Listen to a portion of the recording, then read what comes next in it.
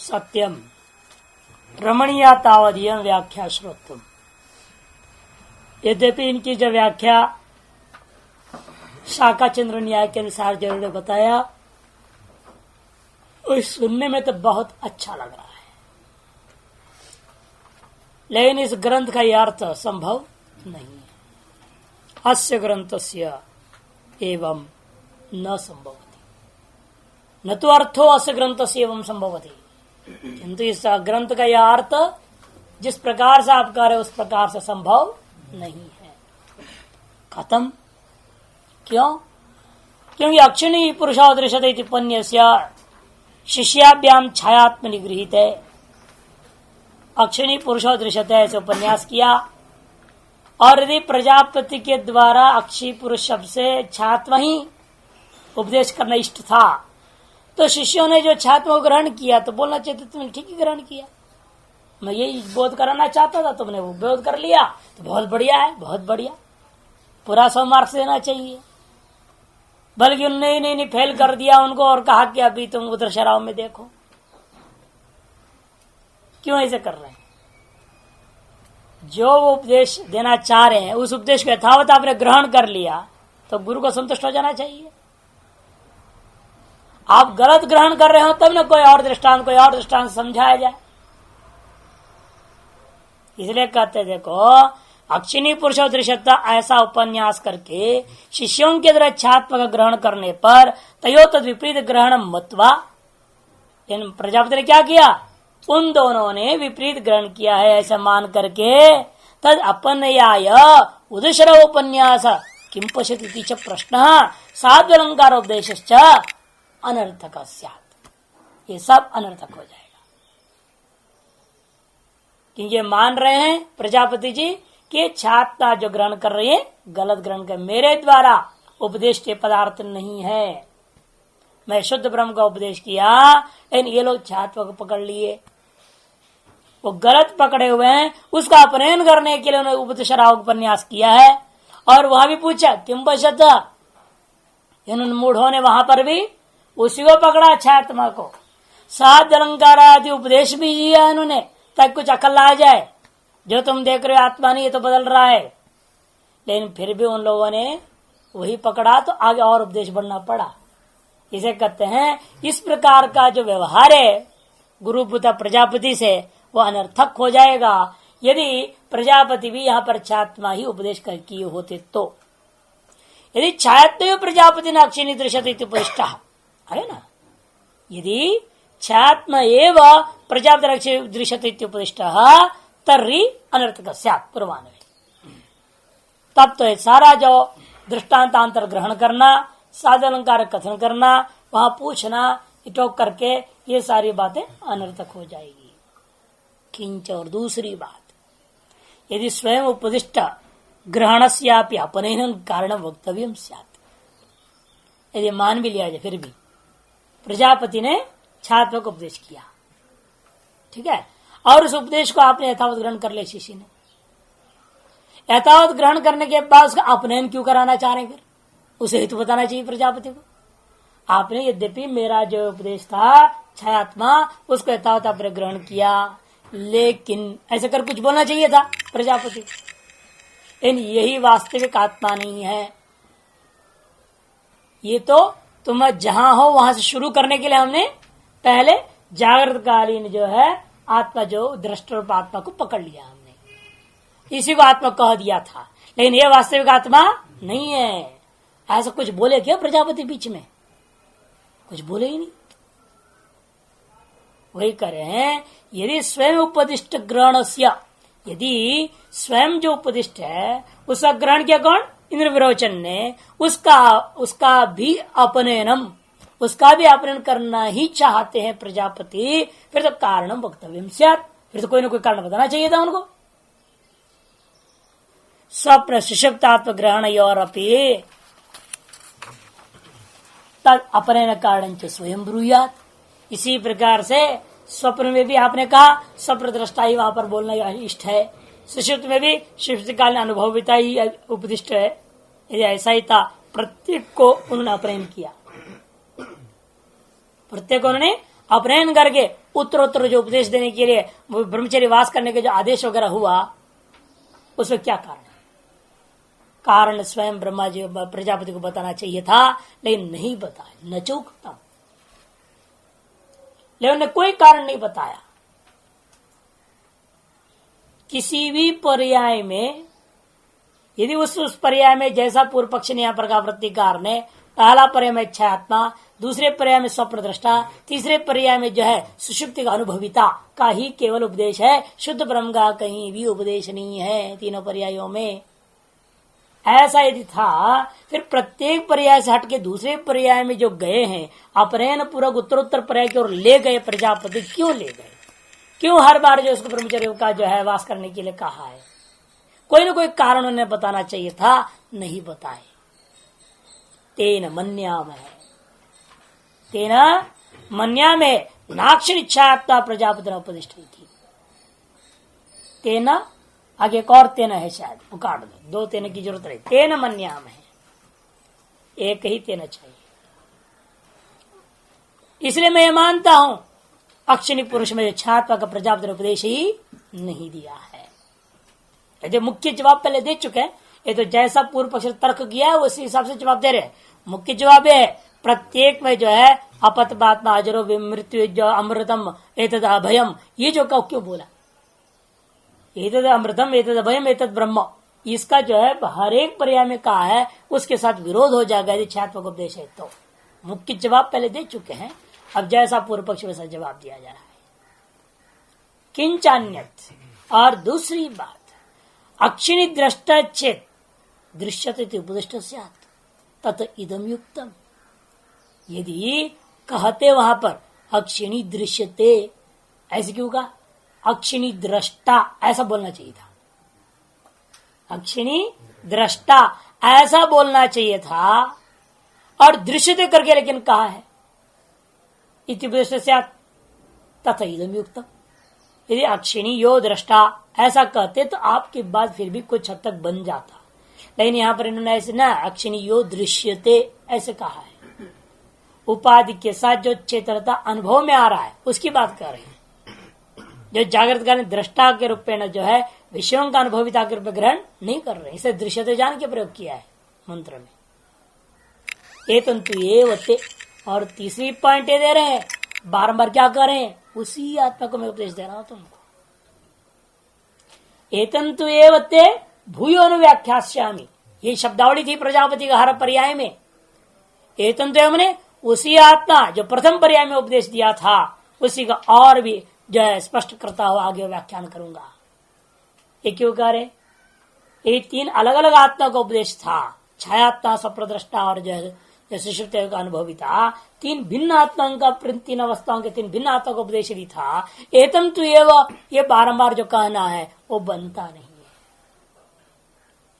एतम तु एव इत्युक्त्वा स्वप्ने भी दृष्टुरेव उपदेश, स्वप्न में उसी मुख्य दृष्टा का ही, जो दृष्टि का दृष्टा है उसका ही उपदेश सर्वत्र समझना चाहिए। इस प्रकार पूर्व में विचार जो हुए हैं मंत्रों को लेकर 8, 7, 4, 8, 10, 2, 8, 9, 3, तीनों के आधार पर यह भाष्यकार ने दिया। दृश्यते ये 8, 7, 4 में है, और ये तंतु एवतु ये 8, 9, 3 का है, और एक हेतु देंगे रोदिति वो 8, 10, 2 का है।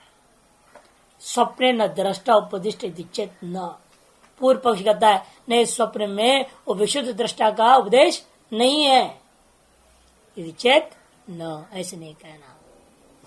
अपि रोदिति व अप्रिवेत्ता व, ये 8, 10, 2 का है। इत्युपदेशात्, क्योंकि रोदिति व अप्रिवेत्ता व ऐसा उपदेश दिया कि नहीं दिया? वो उपदेश व्यर्थ होकर ज्ञापन करता है, वहां भी मुख्य दृष्टा का ही कथन हो रहा है। यदि स्वप्न दृष्टा ही कथन था फिर इवा नहीं बोलते। यहाँ स्वप्न दृष्टा से भिन्न कोई शुद्ध का बताना इष्ट है, अतः इव का सब जगह प्रयोग हुआ है। न च द्रष्टुर अन्य कश्चित स्वप्ने महिमानश्चरति, और दृष्टा से भिन्न कोई दूसरा स्वप्न में महिमा को अनुभव करता हुआ विराजमान नहीं है। अत्र अयम पुरुष स्वयं न्याय था। इसे प्रमाण क्या है? बृहदारण्यक उपनिषद में ये स्वप्न का प्रकरण जहाँ विचार आया वहां बताया स्पष्ट, वह यह पुरुष स्वयं ज्योति सुस्पष्ट हो जाता है। यदि आत्मा स्वयं ज्योति नहीं होता तो स्वप्न में कैसे वस्तुओं का प्रकाशन करता? यहां पर तो आप कह सकते हो बाहर में कि भाई सूर्य है, चंद्रमा है, ट्यूबलाइट है, आप लाइट जला लिया, टॉर्च है, दुनिया भर की चीजें हैं, साधनों से तुमने जो है वस्तुओं का प्रकाशन कर रहे हो। इन स्वप्न में कौन सा लाइट था, कौन सा सूर्य, वहां कौन सी चंद्रमा है? कुछ भी नहीं अंदर में। तो बुद्धि है तो बुद्धि भी क्या करेगी? तो जड़ है स्वयं, प्रकाश स्वरूप तो है नहीं वो। और वासनाएं वो भी जड़ रूप है, वो भी प्रकाश स्वरूप नहीं है।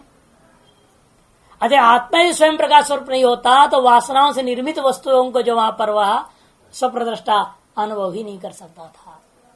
इस युक्ति से, न्याय से वहां पर जो है बृहदारण्यक उपनिषद में सिद्ध किया है, उसको याद दिला रहा। अत्र अयम पुरुष स्वयं ज्योतिः इत्यादि न्याय श्रुत्यंतरे सिद्धत्वात् इत्यादियों को युक्ति से श्रुत्यंतर में बृहदारण्यक में सिद्ध किया है। यदि भी स्वप्ने सधीर भवति, आ गया ना वो शंका भी, अरे बुद्धि तो है ना, यद्यपि स्वप्ने सधीर भवति माने धी सह भवति, बुद्धि के साथ ये दृष्टा है, केवल दृष्टा तो वहां भी नहीं। यद्यपि बात तो सही है, बुद्धि के सहित है, तथापि नदी स्वप्न भोगोपलब्धि प्रति करणत्व भजता है। लेकिन फिर बुद्धि जो है ना, स्वप्न में जो भी भोग उपलब्ध हो रहा है उनके प्रति वो करण नहीं है। जैसा अन्यत्र जागृत में क्या है, चक्षुराधिकरण दे, स्वप्न में भी दूसरे चक्षुराधिकरण मान रहा हूं ना, बुद्धि को तो करण वहां भी नहीं मान रहे हैं। यदि भी एक करण वहां काम नहीं कर रहे हैं, वहां कोई दूसरा करण है, कल्पित करण है, लेकिन उन करणों से वहां विषयों को उपभोग कर रहे हो, न कि बुद्धि से। जैसा बुद्धि यहां काम कर रही है वैसे वहां भी बुद्धि काम करती है। जैसे बुद्धि यहां कर्ण नहीं है, मुख्य करणों में से नहीं, चक्षुरादि से मुख्य कर्ण व्यवहार के लिए, वह विषय उपभोग के लिए, वैसा बुद्धि वहां पर भी मुख्य कर्ण नहीं है। वह अंतःकरण जरूर है, यथा बाह्य कर्ण प्रधान होकर विषय उपलब्धि होता है, वैसे वहां भी जो है बुद्धि जो है ना विषयोपभोग के प्रति, उपलब्धि के प्रति मुख्य करण नहीं है। किंतरी पूछते हैं फिर क्या है वहां? पट चित्रवत जागृत वासनाश्रय दृश्या एव धीर भवती, क्योंकि वहां पर पट चित्र के समान जागृत वासनाओं को आश्रित करने वाली दृश्य रूप बुद्धि भी रहती है। दृश्या एव धीर भवती, धी भी क्या है? दृश्य कोटि में ही है। न दृष्ट स्वयं ज्योतिष बाधस्यात्, इसलिए स्वप्न में दृष्टा का जो स्वयं ज्योतिष स्वरूप है उसका बाद किसी प्रकार से भी नहीं हो सकता। किंच अन्यत्, एक और भी बात कारण है, जागृत स्वप्न और भूतानि च आत्मानं न जानाति इमानि भूतानि अयम अहम अस्मीति।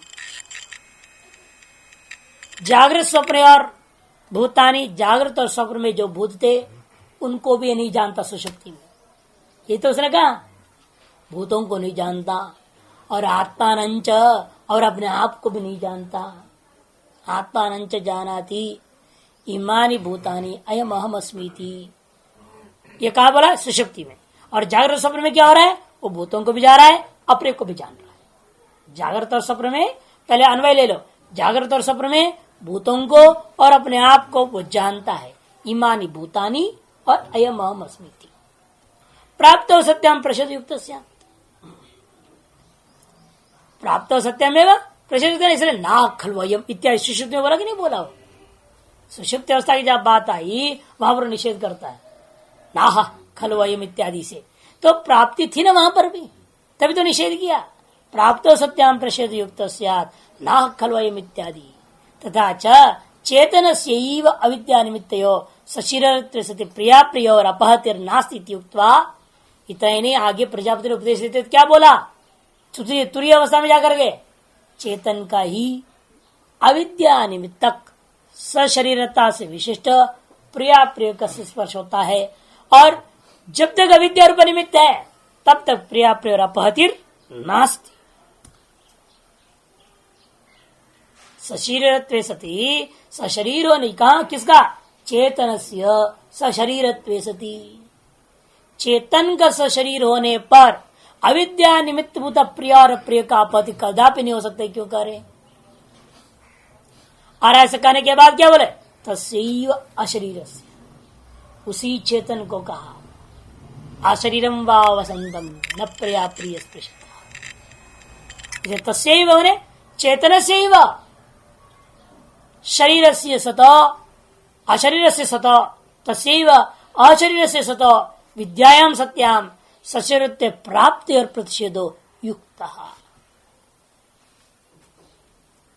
और उसी चेतन का अशरीर दशा को प्राप्त होने के बाद विद्या के होने के कारण से सशरीर काल में प्राप्त जो प्रिया प्रिय का संबंध था उनका प्रच्छेद करना भी युक्त बनता है। प्राप्त सत्याम प्रच्छेद युक्त, इसकी व्याख्या स्वयं अपना कर दिया।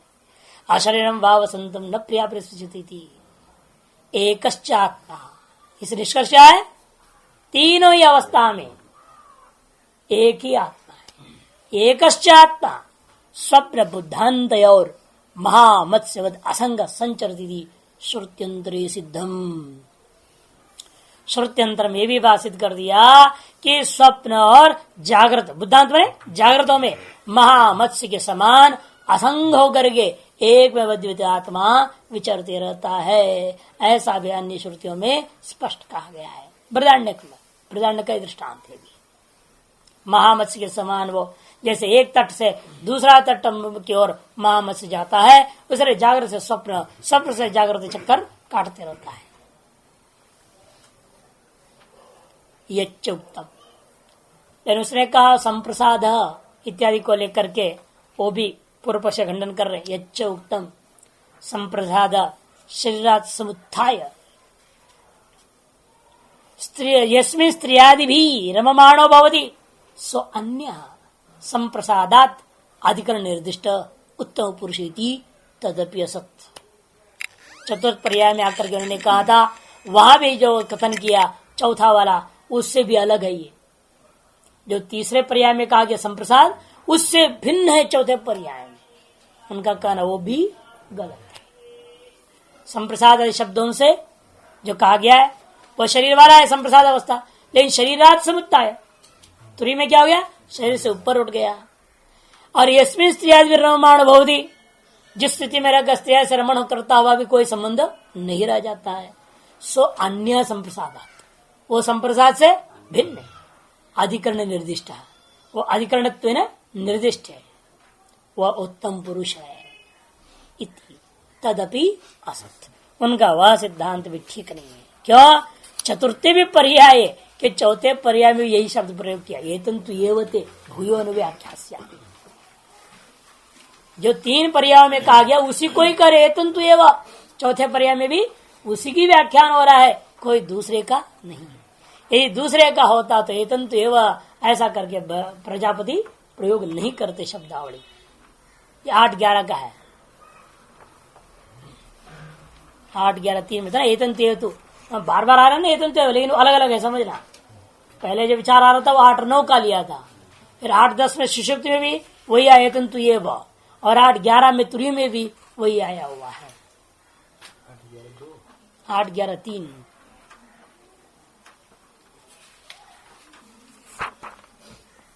इति वचना यदि ततो अन्यो विपरीत स्यात् पूर्वत, यदि पूर्व पर्याय में जैसा आपके कहने के साथ अलग अलग मान रहे थे, वैसे यहाँ पर भी उससे भिन्न ही अभिप्रेत होता तीसरे के अपेक्षा चौथा, फिर तो एतन्तु इति न ब्रूया एतन्तु एवते भूय व्याख्यास्यामि, ऐसा प्रजापति को मृषा प्रजापति न ब्रूयात, ऐसा झूठी बात कभी प्रजापति को बोलना नहीं चाहिए था, यदि भिन्न होता तो। लेकिन बोल रहे इसका मतलब क्या, भिन्न नहीं है। किंच अन्यत्, और दूसरी बात यह भी है, तेजो बन्नादिना सृष्टो सदा स्विकार देश प्रवेश दर्शित्वा प्रविष्टाय पुनः तत्वमसि उपदेश मृषा प्रसज्जेता।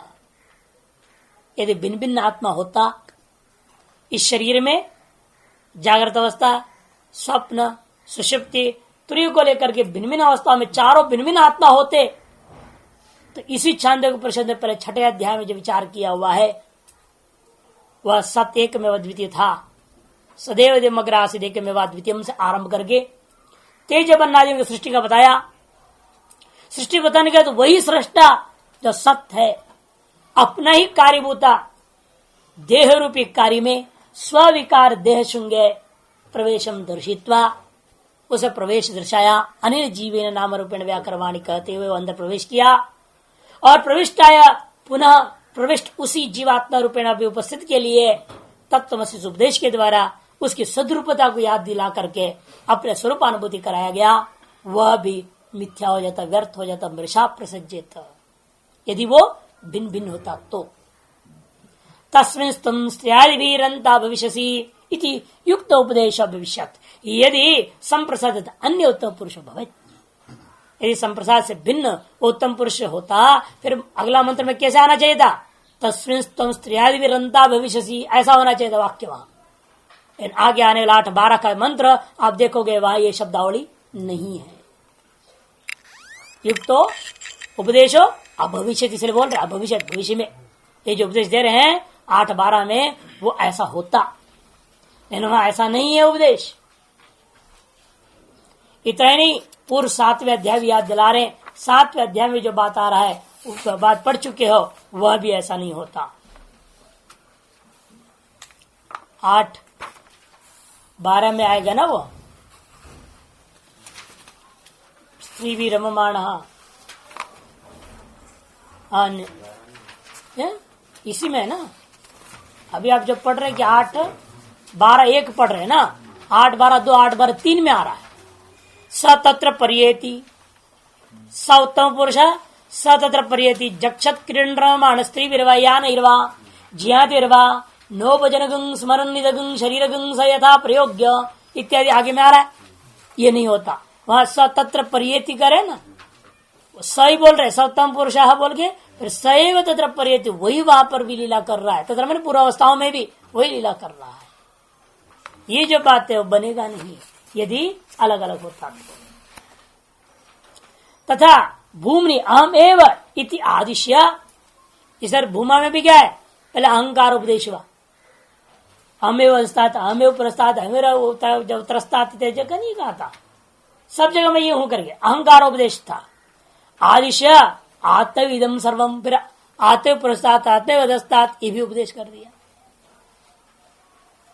इति हम सर्वमिति नोपसमम हरिष्यत, न उपसमहरिष्यत, ऐसा उपसंहार नहीं करना चाहिए था यदि भिन्न भिन्न आत्मा होता तो।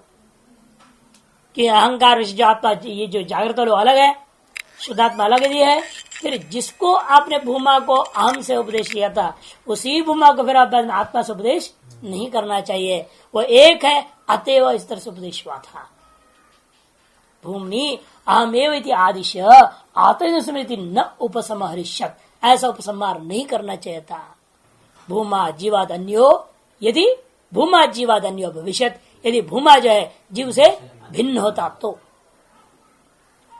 और विश्रुतियां स्पष्ट कहते हैं कि जीव और ब्रह्म तो भिन्न नहीं है। नान्य तो अस्ति दृष्टा श्रोता मनता इत्यादि श्रुत्यंतराच्च, नान्य तो अस्ति दृष्टा, नान्य तो अस्ति श्रोता, नान्य तो अस्ति मनता, ऐसे अनेक पर्यायों में वहां भी कहा है। सर्वश्रुति शब्द परस्मिन नात्म शब्द प्रयोग न भविष्यत। और दूसरी बात, ये जीवात्मा परमात्मा तो भिन्न होता, उस पर के लिए आत्म शब्द का प्रयोग किसी भी उपनिषद में नहीं होना चाहिए था, लेकिन पर के लिए आत्म शब्द का प्रयोग हो रहा है ये नहीं। इसलिए कह रहे हैं सर्वश्रुति परस्मिन मैंने परब्रह्म विषय आत्म शब्द प्रयोग हो ना भविष्य नहीं प्रयोग होता। प्रत्येगात्म चेत सर्व जंतु नाम पर आत्मा न भवेत, जो सकल जंतुओं के हृदय में विराजमान जो प्रत्येगात्मा और जीवात्मा वह पर आत्मा नहीं होता, तब तो कहीं भी उस पर के लिए आत्म शब्द का प्रयोग ही नहीं करना चाहिए था। तस्मात् एक ही आत्मा प्रकरण सिद्ध, इसलिए एक ही आत्मा है। इस प्रकरण में भिन्न भिन्न 4 आत्माएं नहीं है, ये बात सिद्ध हो गया। न चात्र संसारित्व, पूर्व पक्ष की आशंका है फिर आत्मा संसारी हो जाएगा, परमात्मा भी संसारी हो जाए कि जीवात्मा संसारी यही है और जीव परमात्मा से अलग है ही नहीं। इसलिए जो जीव में दोष सब परमात्मा में आ जाएगा। ये भी अभिन्न है ना, जो जिससे अभिन्न है वो उसका उसमें दुगुण दोष आना ही चाहिए। परमात्मा से जीव अभिन्न नहीं है, जीव से परमात्मा अभिन्न हो गया। ऐसा कर दो तो क्या होगा? तो जीव संसारी है, ऐसे जीव से अभिन्न परमात्मा भी संसारी है। इति न, ऐसा नहीं कहना। अविद्या अध्यस्तत्वाद आत्म संसार से, अविद्या अध्यस्तत्व, अध्वस्तत्वाद नहीं, अध्यस्तत्वाद आत्म संसार से, आत्मा में संसार जो है ना वास्तव में अविद्या के द्वारा अध्यस्त है।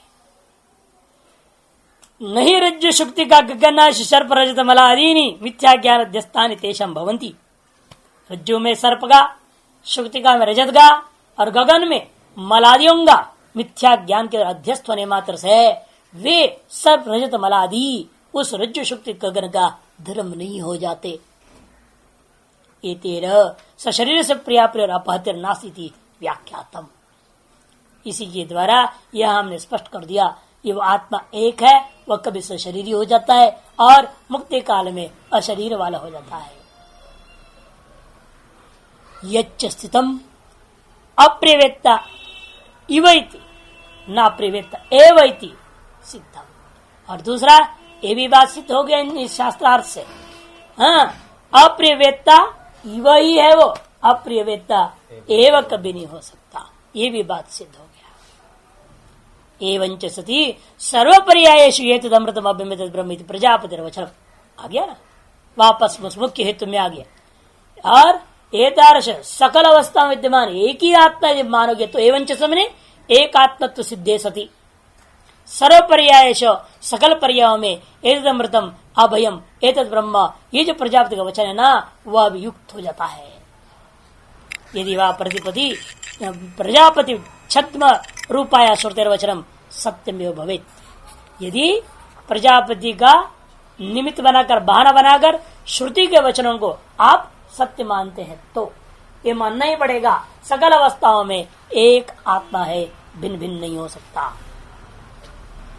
ऐसे श्रुति के वचन जो सत्य है, क्योंकि श्रुति समझा रही है, लेकिन एक आख्याय करके बहाना बना करके प्रजापति के पास ये लोग आए करके, इसलिए कहते प्रजापति छद्म रूपाया श्रुति, प्रजापति रूपा छद्म वेश धारण करके श्रुति का जो वचन यदि आप सत्य मानते हो तो एक आत्मवाद मानना ही पड़ेगा।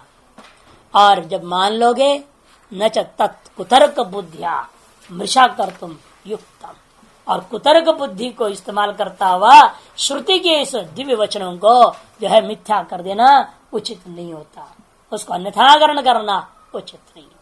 और श्रुति से भी बढ़कर कोई दूसरा प्रमाण संसार में है नहीं हर व्यक्ति के लिए। देखिए कोई गुरु ग्रंथ साहब को मान रहा है, अगर वो भी ग्रंथि तो माना, और क्या वो भी ग्रंथि तो है। कोई कुरान को मान रहा है, वो भी एक ग्रंथ है। बाइबल को मानोगे वो भी एक ग्रंथ है। प्रत्येक धर्म में आप देखोगे किसी न किसी ग्रंथ को ही प्रामाणिक मानते हो।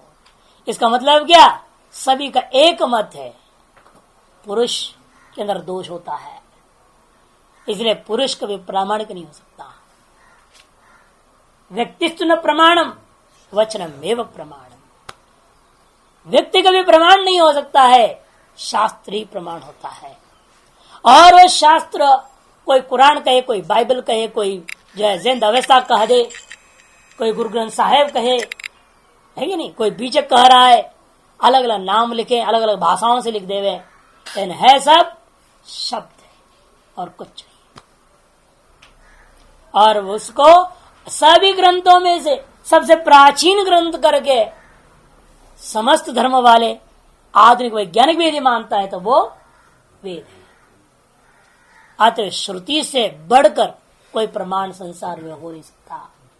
ततो गुरुतर से प्रमाणांतर से अनुपपत्ति है, इसे तादृश तथा मैंने श्रुते है, उस श्रुति से भी कोई गुरुतर गुरुतम प्रमाणांतर यदि है ऐसे कहोगे यह कभी हो नहीं सकता, अनुपपत्ति है। तो पूर्व पक्ष कहता है लेकिन क्या करे, क्यों नहीं है भाई, श्रुति से बढ़कर प्रत्यक्ष है, ये जीव दुखी है और जीव से बिन परमात्मा है तो परमात्मा भी जरूर दुखी होगा, कहने क्या जरूरत है, तो अनुमान सिद्ध हो जाएगा। यस्माद अहम दुखी तस्माद मद भिन्न परमात्मा भी दुखी है वह, या नहीं। ननु प्रत्यक्षम दुख का अप्रियवेतृत्व अप्रियवेतृत्व अव्यविचारी अनुभूयता, प्रत्यक्ष प्रमाण है दुख आदि का अप्रिय व्यक्तित्व, दुख आदि के कारण से अप्रिय व्यक्तित्व आत्मा में अव्यभिचारी रूपेण अनुभव कर रहे हैं। अतएव यस्माद मद भिन्नो परमात्मा, अतएव यस्माद अहम दुखी तस्मात् परमात्मा भी दुखी चिन्ह। तुम दुखी हो शरीर संबंध से ही केवल, अतएव जब शरीर का संबंध छोड़ के घोड़ा बेच के जो सो जाता है खराटे मारते हुए, वहां क्यों नहीं दुखी होता है कि नहीं? सो रहे हैं वहां भी दुखी रहते हो, फिर तो कोई सोएगा ही नहीं।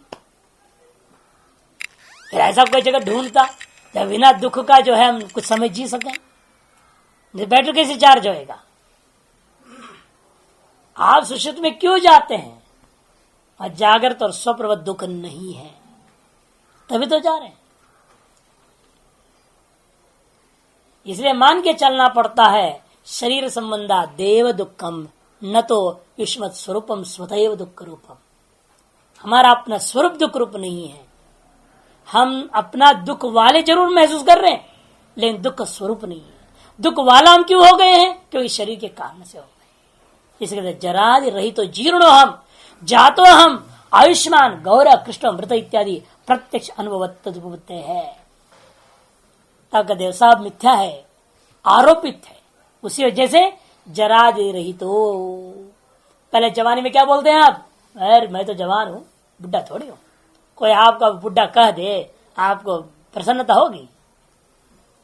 अगर ना तुम्हारे आंख खराब है बोल दो गुस्सा के मारे, हम जवान है हमको बुढ़ा बोल रहा है।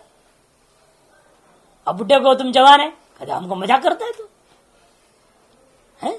जीर्णो अहम इधर जातो अहम आयुष्मान अहम गौरव अहम कृष्णो अहम मृतो अहम इत्यादि प्रत्यक्ष अनुभव जैसा बाइट हो रहा है, उसी प्रकार से ये जो अनुभव है ना दुखित्वादि अप्रवेतृत्वादि, ये भी भ्रांति है, शरीर आदि निमित्त की है। ना आप जवान थे, ना बुढ़े होंगे, ना आप बच्चे थे। आप जो हैं सो सच्चिदानंद स्वरूप है। ये जो शरीर बच्चा था, शरीर जवान हुआ, शरीर बूढ़ा हुआ, शरीर मरा। शरीर गोरा था, शरीर काला था, शरीर जो है आयु वाला था, शरीर ही जन्म लिया था। शरीर का ये सब धर्म हो रहा है। इसलिए प्रिय व्यक्तित्व भी शरीर का अपना धर्म है, अप्रिय व्यक्तित्व भी शरीर का धर्म है, दुखित्व सुखित्व भी शरीर का ही धर्म है। चाहे वह स्थूल शरीर का हो चाहे सूक्ष्म शरीर का हो, है शरीर का धर्म, आत्मा का नहीं। ये बात सिद्ध हो जाता है। सर्वमपि सत्यमिति चेत, पूर्व पक्ष सब ठीक है, लेकिन क्या कर, हम दुखी तो हम दुखी हैं ही हैं। आप वो बोल रहे वेदांत तो सब समझ में तो आ रहा है, ठीक है आप जो कह रहे हैं, लेकिन क्या करें, ये दुख तो अभी दूर हुआ नहीं। जैसा नारद जी कहते सब कुछ ठीक है, सब लोगों से सुना, सब पढ़ लिख लिया, लेकिन अभी मेरे आत्मा का शोक तो गया नहीं।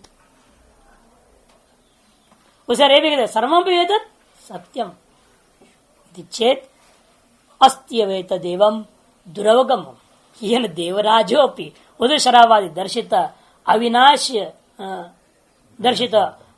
युक्तिरपि मुमोहैव अत्र विनाशमेव अपि तो भवति इति। ये बात ठीक है, तुमको नहीं समझ में आ रही है, इसे हमें कौन से बड़ा आश्चर्य की बात है। सत्यम इति चेत, यदि ऐसा कहते हो अस्त्येव एतदेवम्, क्योंकि आत्म तत्व ही ऐसा कमाल का चीज है। तुम कौन सी खेती का मूल्य हो? ओ इंद्र का दुर्दशा हुआ, कितने प्रकार से समझा रहे हैं। अविनाशी तत्व के लिए अनेक युक्तियों को देखकर समझा रहा है प्रजापति, लेकिन वो क्या कहता है? विनाशी है ये आत्मा। सुषुप्ति का पर्याय में आने के क्या बोला उसने? तो कुछ नहीं जान रहा है। विनाशम में वपि तो भवति, ऐसा बोल दिया। जब इंद्र ऐसे कह रहा है और तुमको नहीं ग्रहण हो पा रहा, अनुभव में नहीं आ रहा एक आत्मा का, तो इसमें कोई आश्चर्य की बात नहीं है। अस्त्येव एतत् माने एतत् ब्रह्म, एत अस्त्येव एवं अस्त्येव, ऐसा ही है वो। कैसा? दुरवगमम, क्योंकि ये दुरवगम है।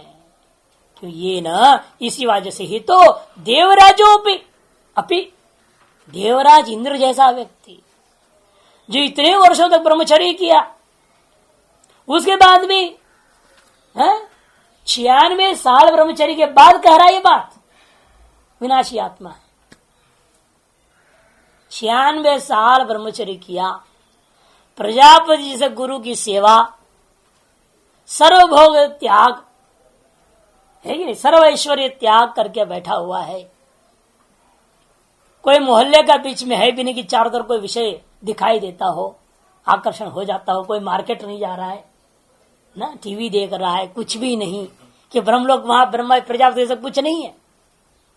उनका संकल्प है और इसका भी संकल्प है, ब्रह्मचर्य से रहूंगा, सर्व विषय भोग त्याग करके बैठा हुआ।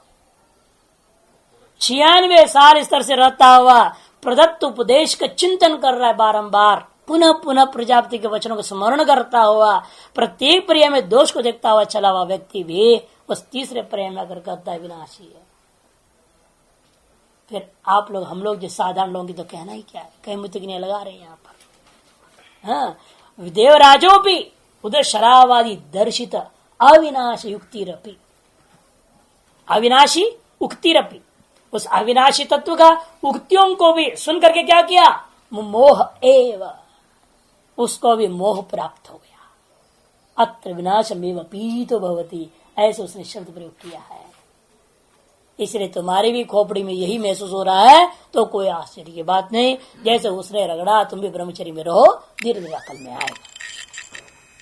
तथा विरोचनो महाप्राज्ञ प्राजापत्योपि देह मात्रात्म दर्शन बबुआ, इतना ही नहीं, आप ही के जैसा रहा लगता है, अविरोचन के संतान है आप लोग, इसलिए कहते देखो तथा विरोचनो महाप्राज्ञा, पूर्व पक्षी को कह रहे हैं जैसा विरोचन महान बुद्धिमान तो भी कम नहीं था, प्राजापत्योपि, वो भी अहरे गहरे का पैदाइश नहीं है, वो किसका पैदा किया हुआ है, वो प्रजापति का पैदा किया, कोई वर्ण संकर पैदा नहीं हुआ, कोई लव मैरिज करके पैदा कर रखा हुआ नहीं, उठपटांग नहीं, ये प्रजापति का संतान हुआ, तब भी यह हाल अपि देह मात्रात्म दर्शन बबुआ, देह मात्रात्म दर्शन करके चल पड़ा। अब दूसरा आजकल के लोगों की तो कहना ही क्या, हाँ अर्जुन ने कह दिया था महाभारत होगा तो युद्ध वर्ण संकरो भी जायते, इसलिए जितने बचे हैं 99% सब वर्ण संकर ही है, समझना पड़ेगा, नहीं तो उसका वचन झूठा होगा, उसका वचन सत्य है।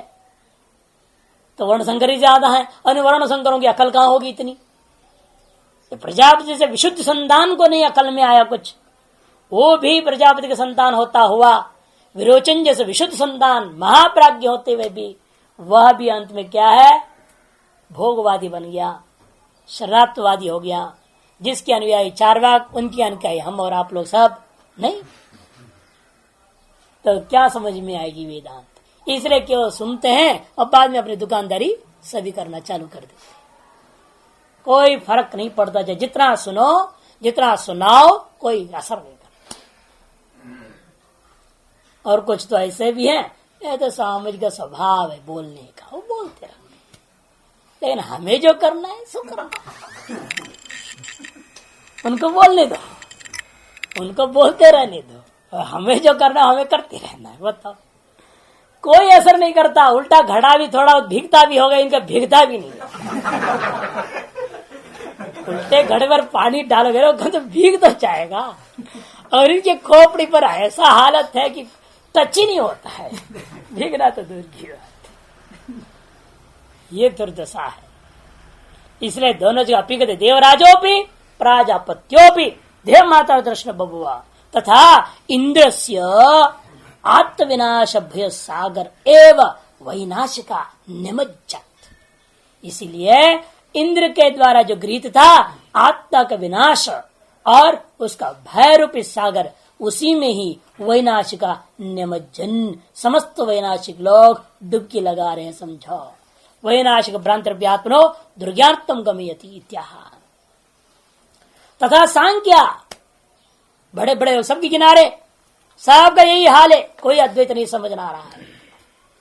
दृष्टारम देहादि व्यतिरिक्तम अवगम्यापि, उन्होंने इतना तो मान लिया देह से बिन दृष्टा है, लेकिन त्यक्त आगम प्रमाणत्वात्, उन्होंने शब्द प्रमाण को गौण कर दिया है, अनुमान को प्रधान कर दिया। इस चक्कर में क्या हुआ, मृत्यु विषय एवं अन्य दर्शनी तस्त हो, मृत्यु विषय में ही अन्यत्र उन्होंने दर्शन को ग्रहण कर लिया है। तथा अन्य भी इसी प्रकार से अन्य भी काणादादि दर्शन, जितने भी अनुमानिक चक्षु, अनुमान प्रधान है, आगमिक चक्षु नहीं है, श्रुतिक चक्षु नहीं है जिनका, वे लोगों ने कषाय रक्तम इव क्षारादिभिर वस्त्रम नवभिर आत्मगुणैर्युक्तम आत्मद्रव्यम विशोधितुम प्रवृत्ता। जैसे कषाय से युक्त जो लाल रंग वाला कपड़ा है वैसे वो कहते हैं क्षारादिभिर वस्त्रम नव, उसी प्रकार आत्मा को क्या मानते वो 9 गुणों से युक्त आत्मा मानते, और आत्मा को द्रव्य मानते जड़वत, और उसको विशोधन करने वाली प्रवृत्ति भी है। तथा अन्य कर्मिणो, और कर्मी जो मीमांसक बाह्य विषय अपहृत चेतसो वेद प्रमाणापि, ये यदि भी आगम एक चक्षु है, ये श्रुति के चक्षु है, फिर भी बाह्य विषय से अपहृत चित्त वाले स्वर्गादि का भोग करने की इच्छा से युक्त पुरुष होने के कारण से ये मीमांसक जो लोग है ना, वेद को प्रमाण मानने पर भी परमात्म सत्यम आत्मिकत्वम विनाश इव इंद्रवत मन्यमाना, फिर भी इस परमार्थ सत्य हो जो आत्मिकत्व उसको भी विनाश तत्व के समान मान लिया, इंद्र के समान वो भी मान रहे हैं। घट यंत्रवद आरोहावरोह प्रकार अनिशम बम भ्रमति, इसलिए घट यंत्र के समान बारंबार ये लोग भी क्या है, यहाँ से स्वर्ग की ओर चढ़ते फिर स्वर्ग से उतरते, फिर स्वर्ग चढ़ते हैं फिर स्वर्ग से उतरते हैं, यही चक्कर निरंतर भ्रमण कर रहे हैं वो बम भ्रमति। यंगलुगंत किम अन्य क्षुद्र जंदवो विवेकहीना स्वभावतेव बहिर्विषय परिचित, और अन्य का तो कहना ही क्या, जिनको दर्शन क्या मालूम ही नहीं, फिलोसफी का नाम ही नहीं सुना। कई जगह होता है ट्रेन वगैरह आ रही जा रही, क्या करते हमारे दर्शन पढ़ाते, ये दर्शन क्या होता है, हम लोग तो दर्शन करते भगवान का दर्शन करते। अरे भाई भगवान का दर्शन दर्शन नहीं है, वो दर्शन अलग चीज है। जो दर्शन पढ़ाने की बात हो रही है दर्शन अलग चीज है, ये अलग है। ये क्या होता है सुना ही नहीं जिंदगी में कभी, दर्शन क्या है, फिलॉसफी क्या है, वेदांत न्याय मीमांसा ये सब नाम शब्द ही नहीं सुना उन्होंने। ऐसे जो क्षुद्र जंतु है, जो विवेक नाम का चीज नहीं है, विवेक ही ना स्वभावत बहिर्विषया प्रदुचित, स्वभावत ही जो बहिर विषयों से अपहृत चित्त वाले है जो, उनके बारे में तो और कहना ही क्या, किम अन्य तस्मादिदम त्यक्त सर्वबाह्य शनैर अनन्य शरण ही परमहंस परिव्राजक ही अत्याश्रमी भी वेदांत विज्ञान परिरेव वेदनीय पूज्यत में ही प्राजापत्तिंच इमं संप्रदाय अनुसरद्भिर उपनिबद्धम प्रकरण चतुष्टयेन। किनके द्वारा फिर जाना जाएगा, तस्मात् इदम ब्रह्मज्ञानम वेदनीयम कई त्यक्त सर्व बाह्य शनैः। सबसे पहला कंडीशन है बाह्य शनाओं का त्याग हुआ होनी चाहिए।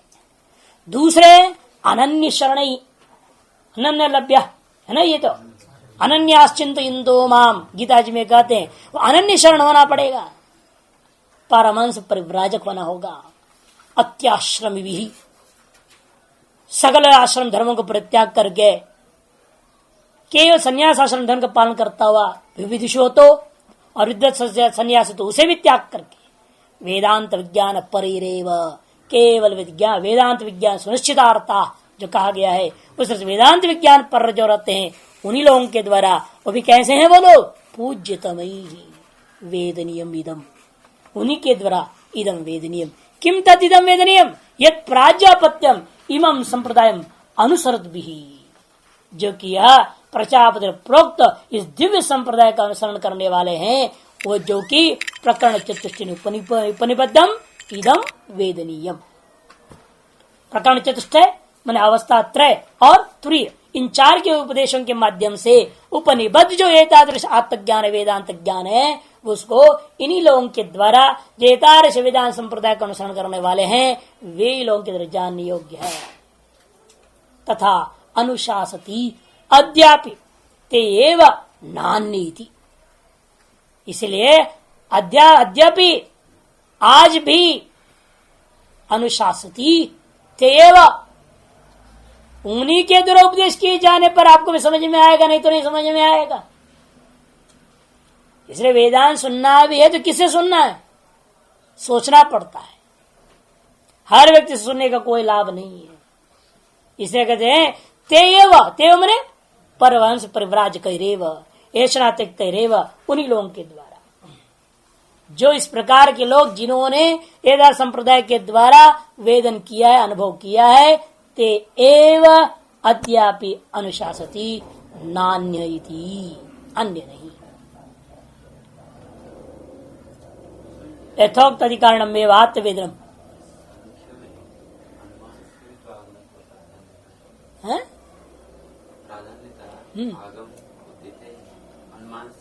अनुमान से, अनुमान प्रधान है उनके यहाँ सांख्य में, आगम प्रधान है, शब्द प्रमाण नहीं है। वो वेद को नहीं प्रमाण मानते, आगम से तात्पर्य वेद, वेद को प्रमाण नहीं मानते, वेद को अत्यंत गौण रखा है। नैयायिक लोग भी वेद को मानते हैं, लेकिन वो ईश्वर प्रोक्तत्वात् मानते हैं, अपौरुषत्वात् नहीं। और ईश्वर क्या है, पहले उनका अनुमान से सिद्ध हुआ। ईश्वर से, अनुमान से पहले ईश्वर को सिद्ध करेंगे और ईश्वर ने कहा इसलिए उसको मानेंगे। अतः वो भी अनुमानाधीन हुआ ना, फिर वेद भी प्रमाण, शब्द प्रमाण भी उनका भी। इसे मुख्य रूप में सब कुछ अनुमान से सिद्ध करते, जो प्रथम पदार्थ है उसको सिद्ध करने के बाद कहेंगे ये भी प्रमाण है तो कर दे देंगे। दे तो गए माया को सिद्ध, प्रकृति को सिद्ध किया, स्वतंत्र से सब कर दिया, उसके बाद कहेंगे अनुमान सिद्ध करने के बाद इसे क्या प्रमाण है, कहते तो कौन अजाम एकाम लोहित शुक्ल कृष्णाम शिवदशोपनिषद में है। वो अनुमान सिद्ध वस्तु को आगम को प्रमाण, उपोद्बल प्रमाण रूप में उपस्थित करते हैं। ये नहीं कि जिसलिए श्रुति कर इसलिए मैं ये अनुमान कर रहा हूं, श्रुति अनुकूल अनुमान नहीं, अनुमान अनुकूल श्रुति को उपस्थान कर देते हैं। ये उन लोगों की, इसलिए सबको तर्क तार्किक से सब इकट्ठे हो जाते हैं। सांख्य योग मीमांसा न्याय वैशेषिक सबको हम क्या करते, इसलिए तार्किक कोटि के अंदर डाल देते हैं। एक शब्द से सबको ग्रहण किया जाता है, क्योंकि सब के सब तर्क प्रधान है। अच्छा, इस प्रकार से इस पर जो शास्त्रार्थ विचार था वो पूरा हो गया। राजपत्यम चेतमिति अशरम इत्यादि वाक्य व्याख्यान उपसंहारार्थम इति पदम है ना, इसलिए समस्त का व्याख्यान की समाप्ति करने के लिए इति शब्द प्रयोग किया। टिप्पणकार कहते देखिए, तथा अनुशासति उपदिशन्ति अपि ते यथोक्ता परमहंसा एव। यथोक्त जो परमहंस लोग हैं, जो वे ही लोग इस वेदांत के उपदेश करने के अधिकारी हैं, अन्य वेदांत को उपदेश करने के अधिकारी नहीं। उपदेशश्च ज्ञानविद्रेव शक्य कर्तुमिति भाव। ज्ञानवान पुरुष के द्वारा ही उपदेश करने में सामर्थ्य हो सकता है, दूसरा उपदेश करने में समर्थ ही नहीं हो सकता। वो वेदांत बोल रहा है लेकिन वेदांत का खंडन कर देता है। अधिक तरह से पढ़ा रहे वेदांत को, शांकर भाष्य पढ़ा रहे और रामानुज की बात घुसा दे रहे, उनके दिमाग में जा ही नहीं सकती ये बात, अद्वैत समझ में आ नहीं सकता है। अब क्या करें, नौकरी कर रहा है, वेदांत विभाग का आचार्य है तो पढ़ाना पड़ता है तो गृहस्थी, उसकी पूरी चारवाक सिद्धांत है, उसका जीवन ही चारवाक सिद्धांत पे चल रहा है। वो क्या समझेगा वेदांत, तो क्या समझाएगा वेदांत, नहीं समझा सकता। इसलिए कांट का खंडन किया ना हमने वेदांत के माध्यम से, और सुधारने का प्रयास किया, तो उसमें जिन जिन प्रोफेसरों को भेजा इधर उधर, सब तो गृहस्थी है। अब इसलिए 90% लोग तो बात कुछ छेड़ा ही नहीं, उन्होंने बहुत बढ़िया बहुत बढ़िया बहुत बड़े प्रशंसा लेकर भेज दिया, एक शब्द भी नहीं लिखा। और अन्य जितने लिखे हैं 2-4 शब्द हम देख रहे, उन लोगों को क्या है, पूरा चारवाकवादी है। उनको लगता है कांट जो बोल रहा बिल्कुल सही है, भोग करो, मौज करो, मस्ती करो, है? वो जगत मिथ्यात्व को भी इसी में ले जा रहे, जगत मिथ्या ही है, न पुण्य न पाप है, तो भोग करने में क्या दिक्कत है, बोलते हैं ऐसे ऐसे लिखा है, क्या दिक्कत है? इस प्रकृति को लूटो, जितनी लूट सके लूटना चाहिए, क्योंकि तुम ब्रह्म हो, तुम्हारे से कोई संबंध तो है नहीं, लूटने में क्या है बोल रहे। तो दोनों ही बात के विरुद्ध बोल रहे, एक तरफ कह रहे मेरे कोई संबंध नहीं, फिर लूट किस बात की, फिर लूटने की बात कहां से आ गई? लूटने की बात है कि तुम ब्रह्म नहीं हो। ये कहते प्रार कर्मासन जो हो रहा है होने दो, बात अलग चीज थी, लेकिन लूटो कोई आपत्ति नहीं बोल रहा है। इस तरह के चारवाकवादी ज्यादा हो जाते हैं, जब तक वैराग्य नहीं है वो अधिकारी नहीं वेदांत का, पढ़ने का अधिकार नहीं तो पढ़ाने का अधिकारी कहां? पढ़ने का ही वो अधिकारी नहीं है। वेदांत को श्रवण ही नहीं करना चाहिए वैराग्यहीन पुरुष को। अब वो व्यक्ति उपदेश कैसे देगा ऐसे? इसलिए यहां पर अंत में कहा तथा अनुशासती अध्यापित, वे जो तख्तेश्वरा वाले हैं, हाँ अत्याश्रम ये परम परिव्राजक है, अनन्य शरण है, जो पूज्यतम लोग हैं, जो संसार में ऐसे परमहंसों के द्वारा उपदेश होता है, दूसरे के द्वारा नहीं होता।